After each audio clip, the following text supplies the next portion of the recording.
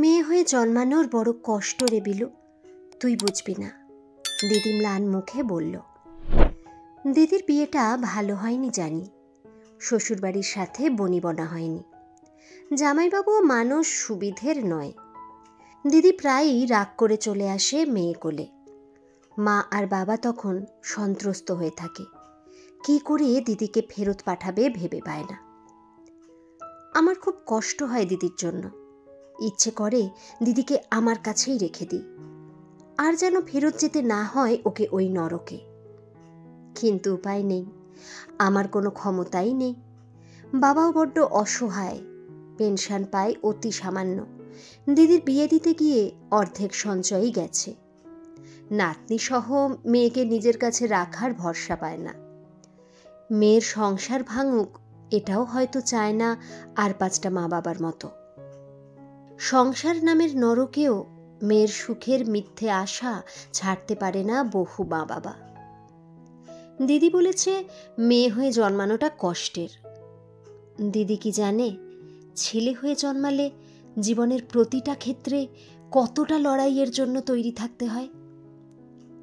অবশ্য অনেক মেয়েদের হাবভাবে মনে হয় পৃথিবীর সব সুখ ছেলেদের জন্য আর সব দুঃখ কষ্ট মেয়েদের জন্য বরাদ্দ।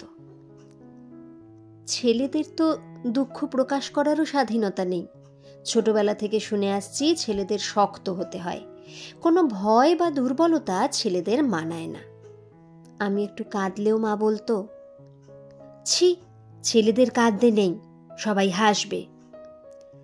হাসির পাত্র হওয়ার ভয়ে কান্না চেপে রাখতে শিখে গেছিলাম ছোট্টবেলা থেকেই। রাতে ভয় পেলে চেঁচিয়ে মাকে ডাকতাম না, নিজের দুর্বলতা প্রকাশ পাবে এই ভয়ে। ছেলেদের কোনো অনুভূতি থাকতে নেই, দুঃখ, কান্না, ভয় এসব কিছুতে শুধুই মেয়েদের একচেটিয়া অধিকার।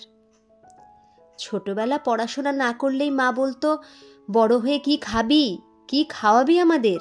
ছেলে হয়ে জন্মেছিস, মন দিয়ে পড়াশোনা কর, ভালো চাকরি পেতে হবে তো। রেগে গিয়ে বলতাম, দিদিও তো পড়ছে না, ওকে বলো।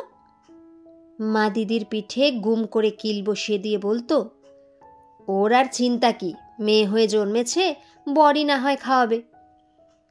বিয়ের কথায় লজ্জায় মুখ লাল করে হাসতো দিদি। আমার খুব হিংসে হতো তখন।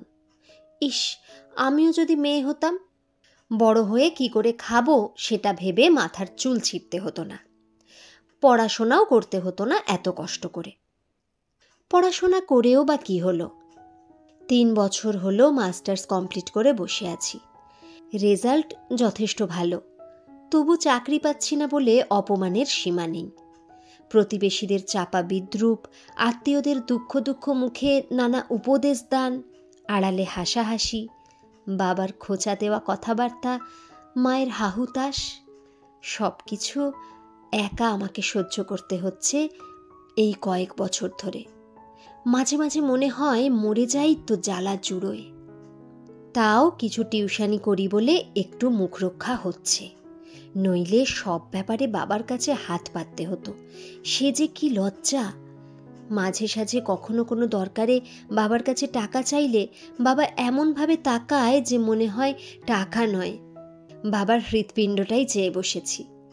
তারপরেই শুরু হয় বাবার আক্ষেপ মেশানো উক্তি, এই বয়সেও বাবার কাছে টাকা ধার চায় যে ছেলে, তার জলে ডুবে মরা উচিত। তোর সব বন্ধুরা কিছু না কিছু করছে, আর তুই এখনো বেকার ফ্যাঁ ফ্যাঁ করে ঘুরে বেড়াচ্ছিস। সবসময় এরকম কথা শুনতে একেবারেই ভালো লাগে না, মেজাজ গরম হয়ে যায়। রেগে গিয়ে ঘর থেকে বেরিয়ে পড়ি। এত দুঃখের মাঝে আমার একটাই শান্তির জায়গা আছে, যেখানে গেলে আমি সব দুঃখ ভুলে যাই, বুকের সব জ্বালা জুড়িয়ে যায় শীতল পরশে। সে হলো আমার মৌটুসি। ওর গভীর কালো চোখের দিকে তাকালে আমার অশান্ত মনটা নিমেষে শান্ত হয়ে যায়।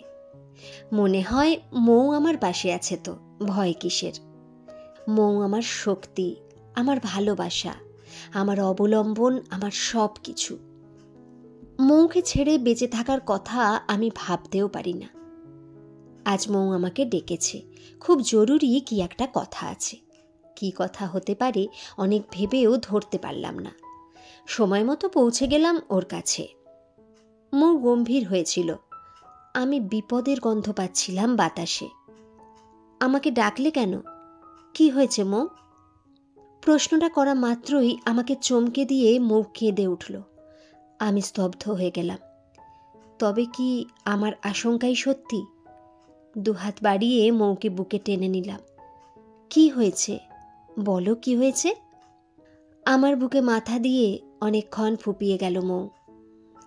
তারপর কান্না ভেজা মুখ তুলে বলল, আমায় তোমার কাছে নিয়ে চলো, আমাকে নিয়ে পালিয়ে যাও।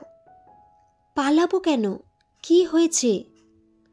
আমার বড় পিসি একটা সম্বন্ধ নিয়ে এসেছিলেন। ওরা আমাকে দেখে গেছে সেদিন। মা আর বাবা ক্ষেপে উঠেছে বিয়েটা দেবার জন্য। আমি কথা বলতে পারছিলাম না।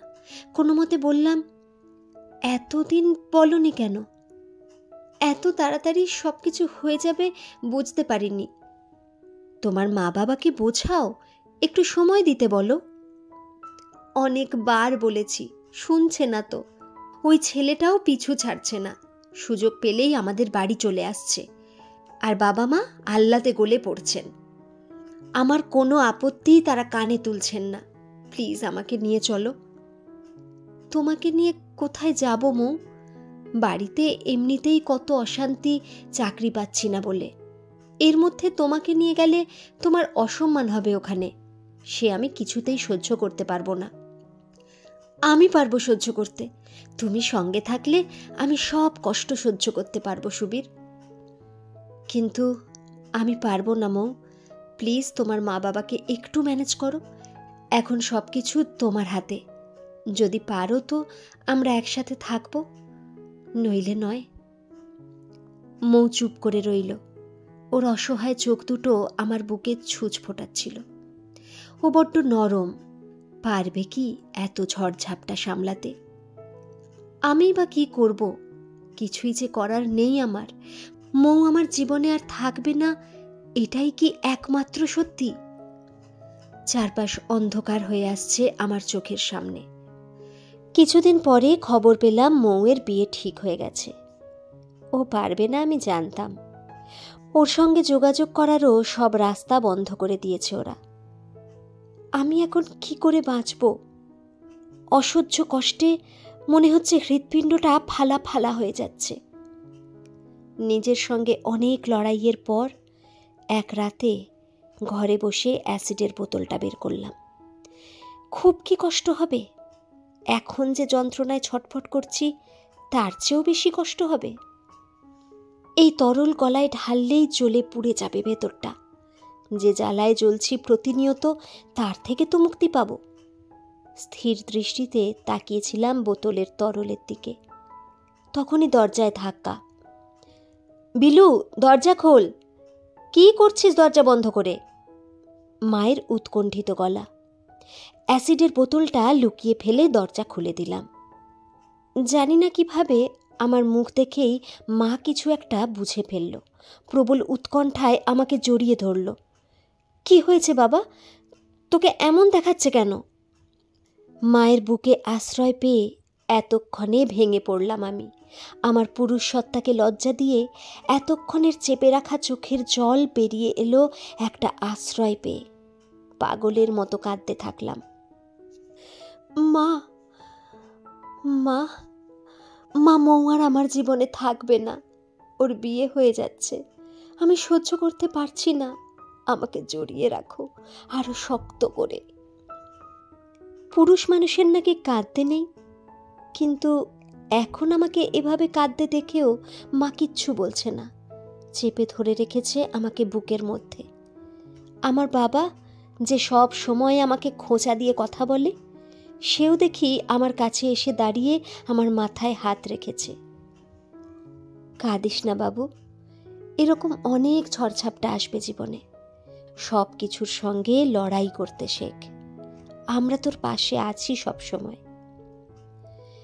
গভীর রাতে চুপি চুপি ফেলে দিলাম বোতলের সব অ্যাসিড। কি করে ভুলে গেছিলাম মায়ের কথা, বাবার কথা, আমার দিদির কথা। আজ 3 দিন হলো নিজেকে ঘরবন্দি করে রেখেছি, কিছুই ভালো লাগছে না। সকালে শুয়েছিলাম বিছানায়, ফোনটা বেজে উঠল হঠাৎ।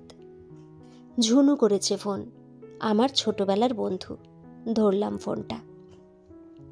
হ্যালো। ওই বিলু, সেটের রেজাল্ট বেরিয়েছে, দেখ দেখ কি হলো তোর রেজাল্ট। তোর রেজাল্ট কি? কাপা গলায় বললাম। ভালো রে, তোরটা দেখ এবার। ফোনটা রেখে দিয়ে কাপা হাতে নেট অন করলাম। পরীক্ষা যথেষ্ট ভালো হয়েছিল, তবু টেনশন হচ্ছে, কারণ আগের বার পারিনি সফল হতে।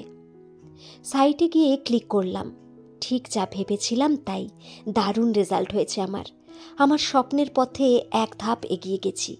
স্বপ্নকে ধরে ফেলবো এবার হাতের মুঠোয়।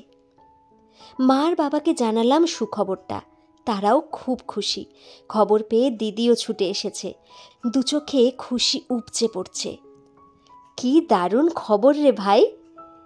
লক্ষ্য করলাম এত হাসির মাঝেও দিদির চোখের কোলের দুশ্চিন্তার কালো ছাপ। দিদি ভালো নেই, একেবারেই ভালো নেই।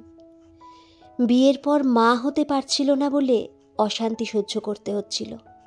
এখন মেয়ে হয়েছে কেন সেজন্যেও কথা শুনতে হচ্ছে। কোথাও যাওয়ার জায়গা নেই দিদির।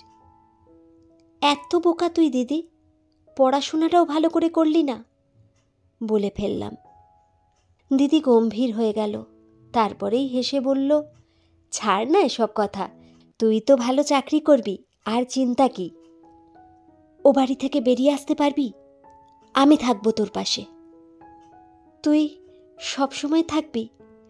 দিদির মুখে ম্লান হাসি। থাকবো, তুই বেরিয়ে আয় দিদি। ও বাড়িতে থাকলে সিমির জীবনটাও কিন্তু তোর মতো হবে। দিদির চোখের কোণে টলটল করছে জল। বিয়ের আগে বুঝতাম না ভাই, বরের টাকায় বসে বসে খাওয়ার মধ্যে কতখানি অপমান লুকিয়ে আছে। আমিও লড়বো তোর মতো, আমায় সাহায্য করবি? হাত বাড়িয়ে দিলাম দিদির দিকে। ভাগ্যিস সেদিন পালিয়ে যায়নি, লড়াইটা ছাড়িনি, নইলে কি করে দিদির দিকে হাত বাড়িয়ে দিতে পারতাম। আমার এই হাতে এখন অনেক জোর। দিদি হাসলো এবার আমার দিকে তাকিয়ে। সেই হাসিতে মিশে আছে বিশ্বাস আর ভরসা। বুঝলাম আমার লড়াই সার্থক। গল্পটা কেমন লাগলো একটা কমেন্ট করে কিন্তু অবশ্যই জানাবেন। আর যদি ভালো লেগে থাকে তাহলে একটা লাইক করে দেবেন প্লিজ। আর এই চ্যানেলে যারা নতুন তারা চ্যানেলটিকে সাবস্ক্রাইব করে আমাদের পাশে থাকবেন। ধন্যবাদ।